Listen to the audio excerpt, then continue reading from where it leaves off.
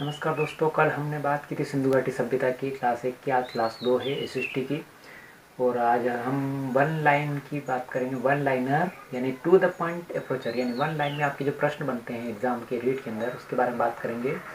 आज बात करेंगे अपन मोहनजोदड़ो, हड़प्पा और कोडदीजी व चहुंद्रो। ये चारों ऐसे बड़े बड़े स्थान हैं जो पाकिस्तान में स्थित है। यानी ये पाकिस्तान दे रखा है, पाकिस्तान के अंदर ये स्थित है। उसके बाद बात करते हैं अपन रोपड़ की। रोपड़ जो है पंजाब के अंदर यानी भारत में स्थित है। लोथल और धोलावीरा, ये लोथल दे रखा है और ये धोलावीरा दे रखा है, ये गुजरात के अंदर स्थित है। उसके बाद बात करते हैं कालीबंगा। कालीबंगा राजस्थान के हनुमानगढ़ जिले में स्थित है।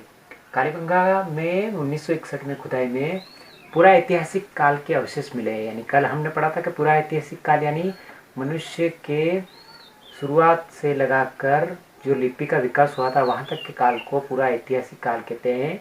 यानी पूरा ऐतिहासिक काल के अवशेष आपको यानी कालीबंगा मिले हैं। कब मिले हैं? ये खुदाई में 1961 में। आहड़ सभ्यता। आहड़ सभ्यता जो है वो उदयपुर के अंदर स्थित है। वर्तमान में जो उदयपुर है राजस्थान का जिला, और ये बेड़स नदी के किनारे है। उस समय इसको आहड़ सभ्यता को ताम्र नगरी के नाम से जाना जाता था, क्योंकि यहाँ पे तांबा निकलता था।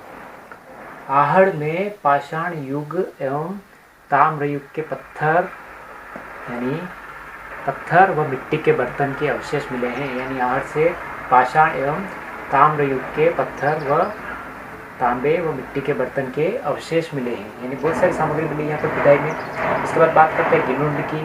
गिलुंड जो है वर्तमान में राजसमंद में है, से आहड़ के समान अवशेष मिले हैं। यानी आहड़ से जो सामग्री खुदाई में मिली, अवशेष मिले, ऐसे कैसे कहाँ से मिले हैं? गिलुंड से मिले हैं।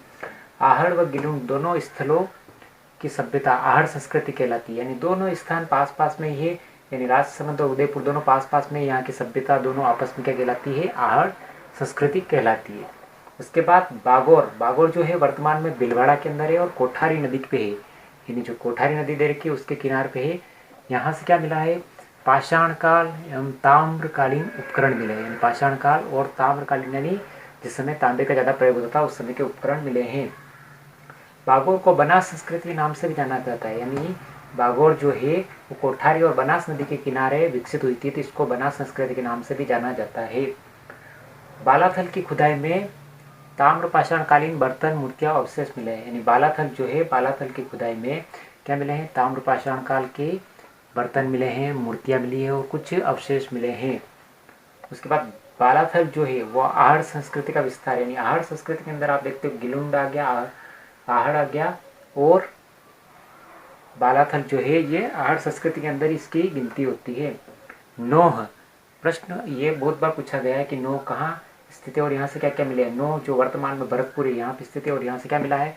तांबे और हड्डियों के उपकरण मिले हैं। यानी आपके प्रश्न बनता है अगर एग्जाम में कि तांबे और हड्डियों के उपकरण कहाँ से मिले हैं, तो वो है नोह भरतपुर। और एक और सबसे मेन चीज़ वो मिली है लोहे की कुल्हाड़ी। यानी लोहे की कुल्हाड़ी कहाँ से मिली है?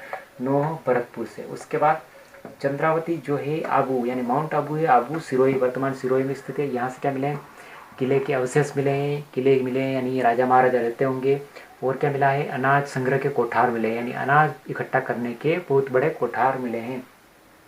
चंद्रावती से प्राचीन मानव के निवास आवास के पुरावशेष मिले। यानी चंद्रावती में पहले लोग रहते भी थे, तो वहाँ पे आवास मिले, यानी घर मकान वगैरह मिले हैं टूटी फूटी अवस्था में। और चंद्रावती जो है वो परमार वंश की राजधानी थी। यानी परमार वंश ने वहाँ पे शासन किया था। तो ये थी हमारी छोटी सी क्लास। इससे आगे और भी चलती रहेगी अभी, क्योंकि बहुत बड़ा टॉपिक है सिंधु घाटी सभ्यता। और अगर के वन लाइनर यानी टू द पॉइंट क्लास आपको मिलती रहेगी। कैसी लगी आपको? लाइक करें, शेयर करें और सब्सक्राइब करें। लगातार रोजाना आपको शाम को 7 बजे क्लास मिलती रहेगी। Thank you.